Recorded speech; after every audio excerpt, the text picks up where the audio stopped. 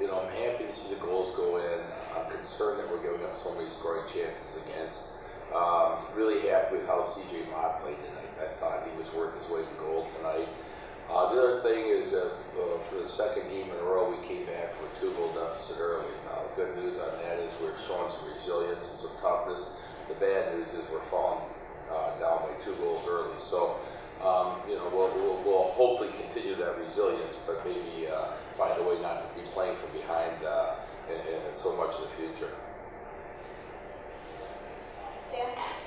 Coach, can you talk a little bit about the power play here tonight, going 2 for 3 on the night, as well as the penalty kill going 1 for 5, really tightened it up after the first period. Yeah, definitely much really happy with the penalty kill. I think they scored on their first power play, and I was disappointed with that. Again, it's just something I have to look at, but I thought the first minute and a half we did a terrific job of killing, and then we kind of leaked a little oil. I was nervous after that, but the guys really, I thought, did a terrific job. I think Coach Kaufman's in charge of the penalty kill and has done an outstanding job lately with that.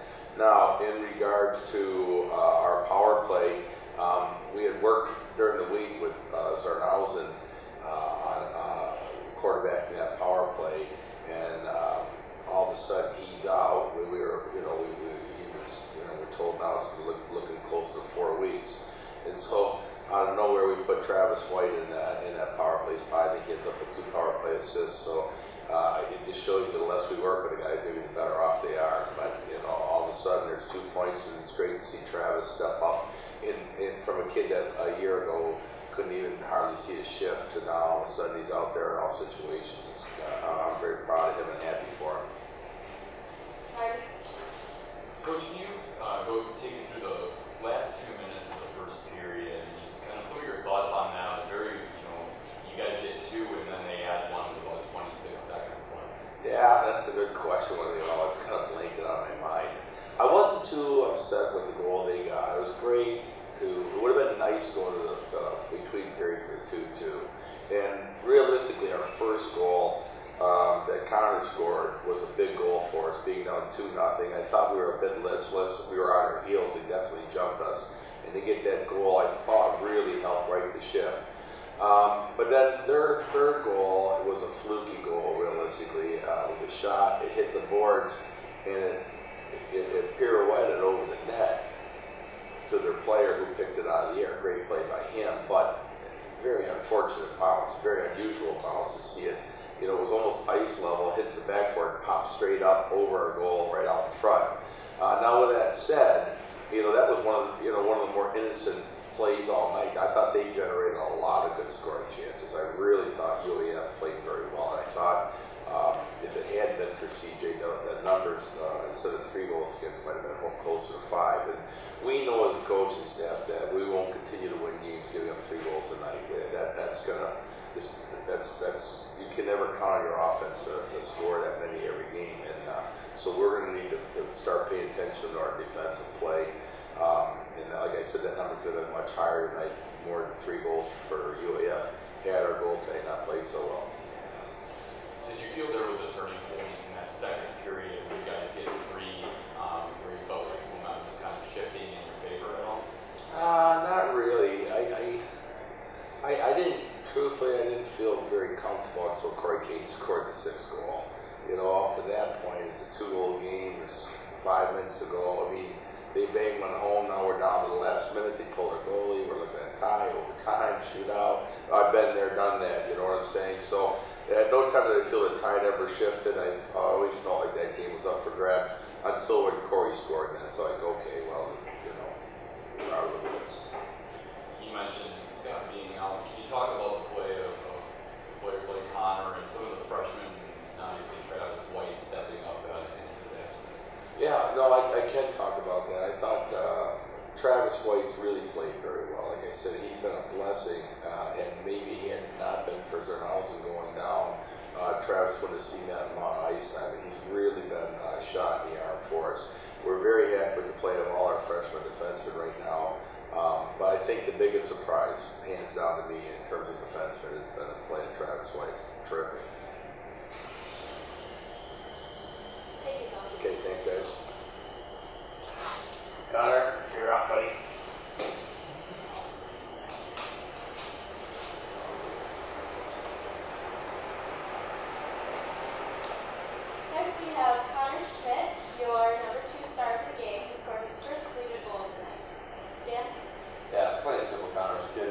Take us through that goal, what you saw. Well, came out of the bench and puck squirted out. I caught it, and this time I had a little bit more time, so I picked my head up, and I know I don't have the hardest shot in the league, so I tried to put it low, and it was a good screen, and just found it back in the net. Connor, you know, with a lot of freshman defensemen back there, can you talk about the early season and how you feel like you guys have progressed from the beginning of the training camp? Yeah, like coming to college, coming to this level, I mean, like starts in the weight room. Like before working out, you think you push yourself to the limit until you came here, and then you really know your limit. And just preparing, the preparation is a lot different. And I mean, our confidence level too, coming to a league like this, like I know my confidence is down. I mean, this goal really helped, but I mean, it's just, we have a great group of freshmen, so I think we're playing well. And then, can you take the assist on the goal by Kyle? Can you talk about that? Yeah, it was just a scrum in the neutral zone. I stepped and saw Kaner break in, and I just fed them, and they did the rest. Yeah.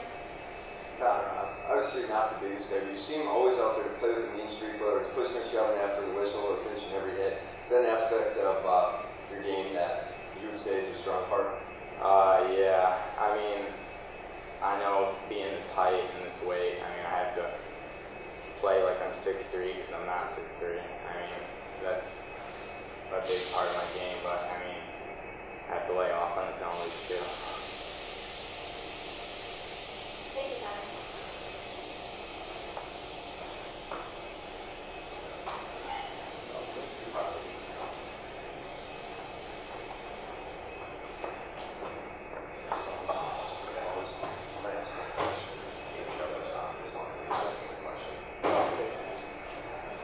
Next, we have Captain Kyle Bonis, your #1 star of the game, who scored 2 goals tonight. Dan? Yeah, first off, Kyle, congratulations on the hot start. 4 goals in 5 games. If you could take us through those 2 goals here tonight. Well, the first one was a great shot by Pinkley. I kind of removed the puck around really well in the power play and looking to capitalize after Schmidt scored that big goal. And he kind of just found a lane and just banged off and went in. The second one, again, in the power play, it wasn't our normal unit, but again, it was great puck movement. Guys were staying composed and trying to find lanes, and an unbelievable pass. It seemed like it went through a leg and a stick, and the guy on their team before it found me, and I got it on the rebound after the goalie made one heck of a save. Feels good to contribute, for sure. Marty? Kyle, coming up to state and you're working on the power play for the first time this season. Can you talk about your progression there and how you thought you guys did tonight? Power play is kind of a funny thing. It's really confidence-based. It's something that you have to spend a lot of time almost being frustrated in practice because we do have such a good penalty kill. I think that really helps us. We have guys that work so hard to make us better in practice every day. And I think that helps us a lot in the games. But it's against a team like Alaska too. They're really aggressive and they play their zones well. So it's just quick puck movement, getting pucks on net, and making it uncomfortable for the goalie. Do you feel like, you guys fell behind 2-0 early, the goal by Connor, did that kind of give you guys a little bit of confidence going forward? Yeah, absolutely. I think we came out a little stagnant. I thought they really took it to us for probably the first 15 minutes of that period, the first period. And then Schmidt was making a great play on that. He's a guy that, like you guys said, he plays so hard and he really puts his heart and soul into it. So, especially an offensive contribution from a guy like that is really uplifting.